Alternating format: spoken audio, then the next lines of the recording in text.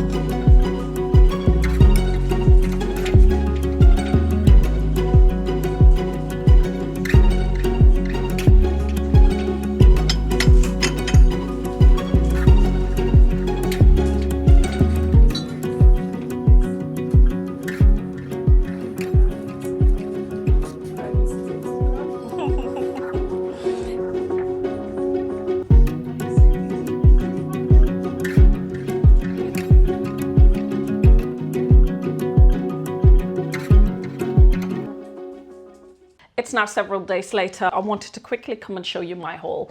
First thing I picked up is this stool. Now it was only £10. It's got this beautiful detail on the corners, and yeah, it's just stunning. And it's an actual drawer in here, and I've not seen that before. Let me know if you have, but I've not seen a footstool like this before that has the storage built in. So this apparently had gone out to a prison, and the people there painted it and obviously upcycled it to give them something to do. And it's a great initiative because apparently these go in an absolute state and come back looking lovely. So yeah, I thought that was a really nice cause that I was willing to support. But yeah, I paid £10 for that. I also picked up this wooden spice rack. Now, a lot of these items are upcycled generally, but they are very popular. I left this one in the current state and I just put it up for £18.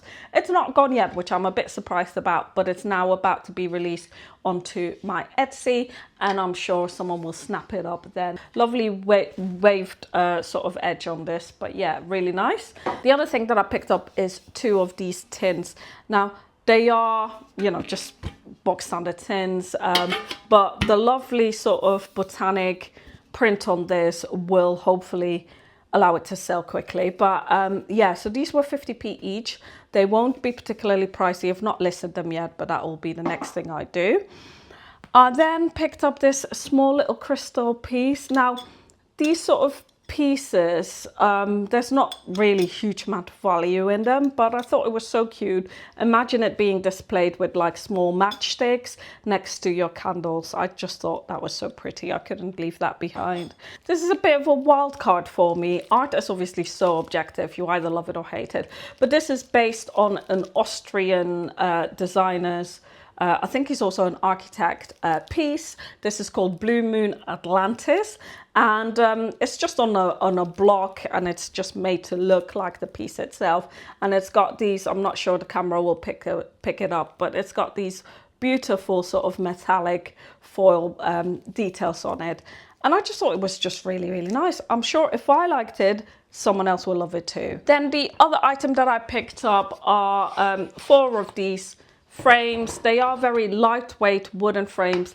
This is plastic on top, but they're in really good nick, and yeah, I thought they would just look really nice displayed in someone's kitchen. I would put them up here if they went with my vibe, but they don't. So The other thing that I picked up is this Kokeshi doll. It's a money bank. So yeah, really nice. I have seen others in a different design. So this is the first time I'm coming across one of these. And yeah, I looked her up. I couldn't find any details on her, but I'm sure someone will absolutely love it. I do have like a traditional wooden Kokeshi doll still up for sale. That hasn't sold yet, surprisingly. I then picked up 4 of these glasses, these small, they're not quite half a pint, I think, beer glasses. I've previously sold them in the same design, but in tumbler versions, so much smaller. I sold them twice over, actually, sets of 4. So yeah, this is in excellent condition. It's got all the gold rims intact, and they're all stamped by France. So I don't know quite who made these, but they're definitely really good quality and heavy as well. So that would make someone's husband very happy. Now, what would make a lady in your life happy is this beautiful Chinese swan. I mean, look at it. It's so elegant. And it's obviously hand-painted details. The only thing that I noticed after I removed the tape, which is always the case, is that it's got 2 chips just on that side. Now, it's not a huge issue for me, but obviously you do have to put that in your listings, and they might, you know, devalue the listing a little bit, because until you actually see it in person, you don't know how much that will impact, you know, your vision of the item, your opinion of the item. I genuinely couldn't see it when I put it up like this, just on a shelf, but, you know, if you're looking for it, then you might actually see it. Now, in terms of vintage IKEA is so sought after. I'll include a couple of pictures as to what I mean by vintage IKEA, especially vintage IKEA furniture pieces. Now, quite often the vintage IKEA that I find is nothing that cool. So I'm gonna show you the perfect example of that. These, I love these. I mean, I don't host enough to have napkin holders, but if I did, I imagine they would look a little bit like this. They're enamel pieces, so not ceramic, if that's what you're thinking. So it's got these details on top that make it look like it's chipped around the edges, but it's not. It's all part of the design. I forgot what that lady is called. I think it was just a Swedish designer. And they are early 2000s, so very Y2K, although the style may not indicate this, but they are Y2K. Next thing that I picked up is this St. Michael jar. Now, storage jars do tend to sell for me. It's just one of those random items that I found out through a lot of trial and error that people do like. Now, especially the sort of like colored glass pieces, people do really like to buy containers like that, the Italian glass in particular.